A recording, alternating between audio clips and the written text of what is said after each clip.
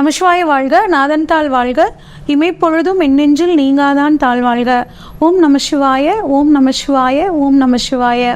குரு பிரம்மா, குரு விஷ்ணு, குருதேவோ மகேஸ்வர, குரு சாட்சாத் பரம்பிரம்மா, தஸ்மை ஸ்ரீ குரவே நமக. நெக்ஸ்ட் ஜென் அஸ்ட்ரோ சேனல் நண்பர்கள் அனைவருக்கும் வணக்கம். நான் உங்கள் சங்கீதா ராம்குமார். புரட்டாசி மாத பலன்களை பார்ப்போங்க. இந்த புரட்டாசி மாதமானது குரோதி வருடம், ஆங்கிலத்துக்கு வந்து பார்த்திங்கன்னா 17/9/2024 சதய நட்சத்திர நாளில் செவ்வாய்க்கிழமையில் பிறக்குதுங்க. அன்னைக்கு அதாவது புரட்டாசி 1ஆம் தேதியே வந்து பௌர்ணமி திதி ஆரம்பிக்குது. காலையில் 11:21 பௌர்ணமி திதி ஆரம்பிக்குதுங்க. இந்த புரட்டாசி 2ஆம் தேதி வந்து பார்த்திங்கன்னா உங்களுக்கு 18/9/2024 அன்னைக்கு மகாலயபட்சம் ஆரம்பிக்குதுங்க. இந்த மகாலயபட்சம் நம்ம அதாவது இந்த வருடம் முழுக்க நம்ம மூத்தோர் கடன் நம்ம எது செய்யினாலும் சரிங்க, வீத்தோர் கடன் செய்யலினாலும் இந்த மாதங்கள் நம்ம வந்து அவங்களுக்கு கொடுக்கக்கூடிய அந்த திதி ஆகட்டும், தர்ப்பணம் ஆகட்டும், நமக்கு ஒரு நல்ல பலனை கொடுக்கக்கூடிய ஒரு அற்புதமான மாதம். அதுவும் குறிப்பாக இந்த புரட்டாசி மாதம் வரக்கூடிய அமாவாசை, மகாலய அமாவாசைன்னு சொல்லுவாங்கங்க. அந்த அமாவாசை அன்னைக்கு நம்ம முன்னோர்களை நினச்சி நம்ம வந்து வழிபாடு பண்ணுறது மிகச்சிறந்த ஒரு யோகத்தை கொடுக்கும். அது மட்டும் இல்லாமல் இந்த மாதம் முழுக்க நம்ம வந்து அன்னதானம் பண்ணுறது வந்து பார்த்திங்கன்னா நம்மளோட நீத்தாருக்கு போகும் அப்படிங்கிறது ஒரு நம்பிக்கை.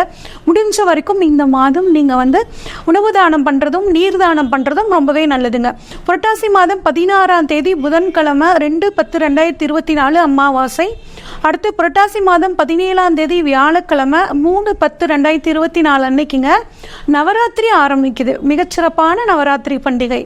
புரட்டாசி மாதம் 25ஆம் தேதி வெள்ளிக்கிழமை 11/10/2024 அன்னைக்கு ஆயுத பூஜைங்க. அடுத்து புரட்டாசி மாதம் 26 சனிக்கிழமை 12/10/2024 அன்னைக்கு விஜயதசமி பண்டிகைங்க. இது வந்து அதாவது நாடு முழுவதும் மிக சிறப்பாக கொண்டாடக்கூடிய ஒரு மிக அற்புதமான பண்டிகை இந்த புரட்டாசி மாதத்தில்.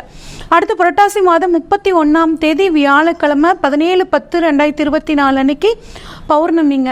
இந்த மாதத்தில் 2 பௌர்ணமி வர்றது மிகச்சிறப்பான ஒரு விஷயங்க.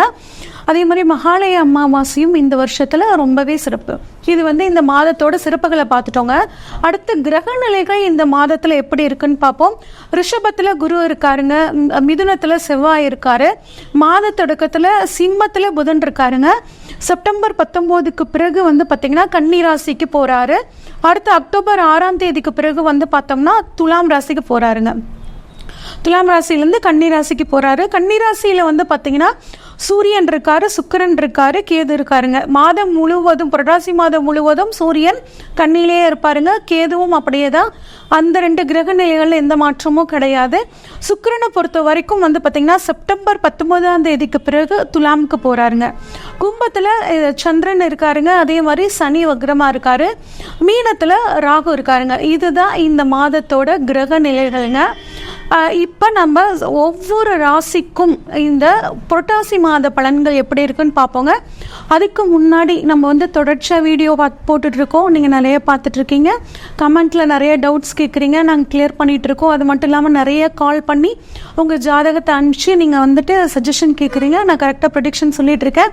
இன்னும் மேலும் நீங்கள் வந்து ஜாதகம் பார்க்கணுன்னு விருப்பப்படுறவங்க ஸ்க்ரீனில் தெரியிற வாட்ஸ்அப் நம்பருக்கு கால் பண்ணுங்கள். உங்களுக்கான முழு ப்ரெடிக்ஷன்ஸை தெளிவாக சொல்கிறேங்க. கும்பராசிக்காரங்களுக்கான புரட்டாசி மாத பலன்களை பார்ப்போங்க. கும்பராசியை பொறுத்த வரைக்கும் அவிட்ட நட்சத்திரத்தோட 3-4 பாதங்கள், சதய நட்சத்திரத்தோட 1-2-3-4 பாதங்கள், பூரட்டாதி நட்சத்திரத்தோட 1-2 பாதங்கள் ஆக மொத்தம் 9 நட்சத்திர பாதங்கள் இந்த கும்பராசியில் இருக்குங்க. கும்பராசிக்கு அதிபதி சனி பகவான். அதிபதி சனி பகவானை வரனால எப்பயுமே இவங்க கிட்ட ஒரு நிதானம் இருக்குங்க. நல்ல கடினமான உழைப்பாளிகளாக இருப்பாங்க.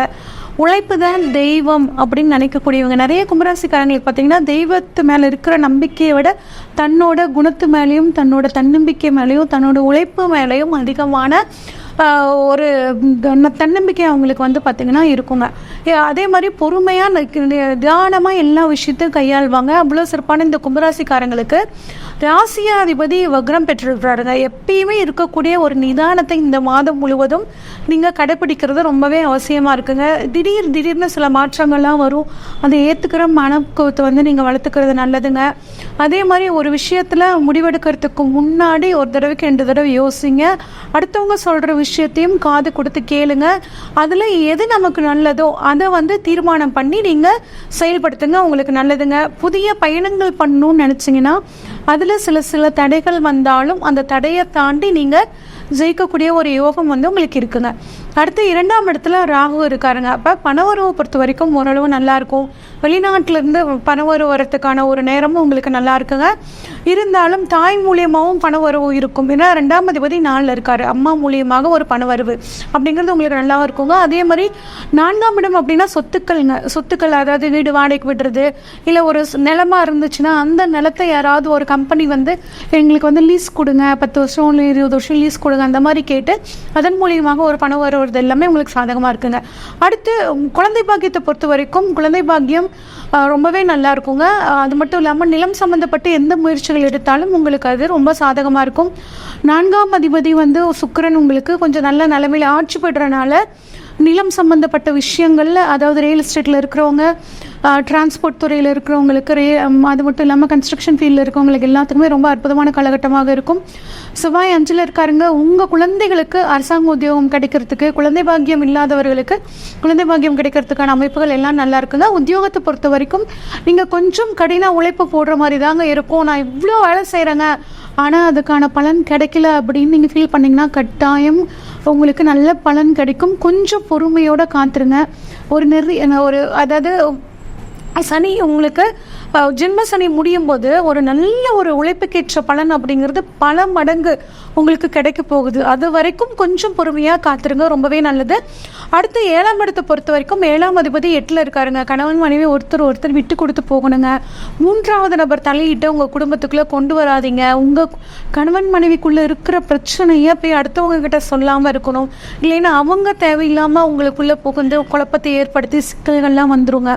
அதனால் கொஞ்சம் அந்த விஷயத்தில் கவனமாக இருங்க. அடுத்து 7ஆம் அதிபதி 8ல் இருக்கிறது. அது மட்டும் இல்லாமல் 8ல் ஏற்கனவே கேது இருக்காருங்க. இப்போ சுக்கிரனும் சூரியனும் இருக்கிற ஒரு சூழ்நிலையில் கொஞ்சம் ப்ராப்ளம் வரும். இருந்தாலும் நீங்கள் சமாளிக்கக்கூடிய தைரியமும் தன்னம்பிக்கையும் உங்களுக்கு கிடைக்குங்க. வாழ்க்கையில் பிரச்சனைகள் இருந்தாலும் நல்ல முன்னேற்றம் அடையக்கூடிய ஒரு தன்மையும் உங்களுக்கு நல்லா இருக்குங்க. சிலர் தொழிலில் ஒரு மாற்றத்தை சந்திப்பீங்க. திருமண ஏற்பாடு பொறுத்த வரைக்கும் ஒரு சின்ன தடை ஏற்பட்டு நீங்குங்க. அடுத்து சுக்கிரன் பாருங்க, உங்களுக்கு 9ஆம் அதிபதி ஆட்சி பெற போகிறார். புதனும் சுக்கிரனும் சேர்ந்து புதன் சுக்கிர யோகத்தை கொடுக்குறாருங்க. இதனால நல்ல ஆடை ஆபரண சேர்க்கை கிடைக்க போகுதுங்க. வெளிநாடு போகக்கூடிய ஒரு யோகம், வெளிநாட்டில் வேலை வாய்ப்பு கிடைக்கக்கூடியது. வெளிநாட்டில் வேலையில் இருக்கிறவங்களுக்கு உத்தியோகத்தில் கொஞ்சம் அலைச்சல்கள் இருந்தாலும் அதன் மூலியமாக ஒரு பணவரவு நல்லா இருக்கிறதுக்கான அமைப்புகள், கொடுக்கல் வாங்கல் அப்படிங்கிறது பார்த்திங்கன்னா உங்களுக்கு ரொம்பவே இந்த மாதம் சிறப்பாக இருக்குங்க. உடல்நிலையில் மட்டும் கொஞ்சம் கவனமாக இருங்க. கவனமாக இருந்தீங்கன்னா உடல்நிலை சீராகி அதில் ஒரு உற்சாகமும் உங்களுக்கு கிடைக்கக்கூடிய அமைப்புங்க. அதே மாதிரி பிள்ளைங்களோட முன்னேற்றம், பிள்ளைங்களோட பொருளாதாரம், பிள்ளைங்களோட தொழில், இதெல்லாம் உங்களுக்கு ரொம்பவே நல்லாயிருக்கும். எந்த ஒரு விஷயத்தையும் திட்டம் போட்டு செயல்படுத்துங்க, உங்களுக்கு சக்ஸஸாக முடியும். ஏன் அப்படின்னா மற்ற கிரகங்கள் உங்களுக்கு வந்து வலுவாக இல்லைன்னா கூட உங்கள் பாக்கியாதிபதி உங்களுக்கு ஆட்சி பெறது மிக அற்புதமான அமைப்பு. அந்த எல்லா விஷயத்தை அடித்து தூக்கிடுவாருங்க உங்கள் பாக்கியாதிபதியான சுக்கிரனுங்க. அடுத்து 10ஆம் அதிபதியான செவ்வாய் 5ஆம் இடத்துல இருக்காருங்க. அப்போ தொழில் மூலியமாக அதிர்ஷ்ட வாய்ப்புகள் தேடி வரும். அதிர்ஷ்ட வாய்ப்புகளை பயன்படுத்திக்க புது கான்ட்ராக்டில் கிடைக்கும். அந்த கான்ட்ராக்டில் எது நமக்கு சக்ஸஸ்ஃபுல்லாக வரும்னு அனலைஸ் பண்ணி பார்த்துட்டு அதை நீங்கள் கான்ட்ராக்டை நீங்கள் அக்செப்ட் பண்ணிக்கலாங்க. 11ஆம் இடம் லாபஸ்தானத்தை வந்து பார்த்திங்கன்னா செவ்வாய் பார்க்குறாருங்க. அப்போ நிலம் மூலியமாக தொழிலுக்காக நிலம் வாங்குறது, அந்த நிலனுக்காக ஒரு கடன் வாங்குறது, அப்படி பண்ணும்போது உங்களுக்கு தொழிலில் ஒரு விரிவாக்கத்தின் மூலியமாக நன்மை நடக்க போகுதுங்க. 12ஆம் இடத்தை குரு பார்க்குறாருங்க. அப்போ சுபவரிய செலவுகள் உங்களுக்கு அதிகமாகும். அப்போ ஒட்டு மொத்தமாக பார்க்கும்போது ஆரோக்கியத்தில் கவனமாக இருந்தீங்கன்னா இந்த மாதம் உங்களுக்கு ரொம்பவே நல்லாயிருக்கும். வீண் வாக்குவாதங்களை தவிர்த்துக்கோங்க. இது வந்து உங்களுக்கு மிகச்சிறந்த ஒரு நல்ல மாதமாக மாற்றி கொடுக்கும்.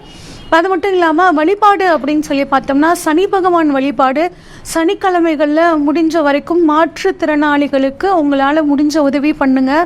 குறிப்பாக உங்களுக்கு கொடை தானம் பண்ணுறது, இல்லை கம்பளி தானம் பண்ணுறது. ஆனால் இந்த மாதிரியான தானங்களை பண்ணும்போது இந்த மாதம் உங்களுக்கு மிகச்சிறந்த மாதமாக அமையும். இது வரைக்கும் நம்ம பார்த்ததெல்லாம் பொதுவான பலன்கள் தாங்க. நான் சொன்ன இந்த விஷயங்கள் உங்களுக்கு பிடிச்சிருந்ததுன்னா இந்த வீடியோவை உங்கள் ஃப்ரெண்ட்ஸுக்கு ஷேர் பண்ணுங்கள். பிடிச்சிருந்தா லைக் பண்ணுங்கள். உங்கள் டவுட் ஏதாவது இருந்தால் கமெண்ட் பண்ணுங்கள். அது மட்டும் இல்லாமல் உங்கள் வாழ்க்கையில் எல்லா விதமான சந்தோஷங்களும் கிடைக்கிறதுக்கு எல்லாம் வல்ல இறைவனை பிரார்த்தித்துக் கொள்கிறேன். நன்றி, வணக்கம்.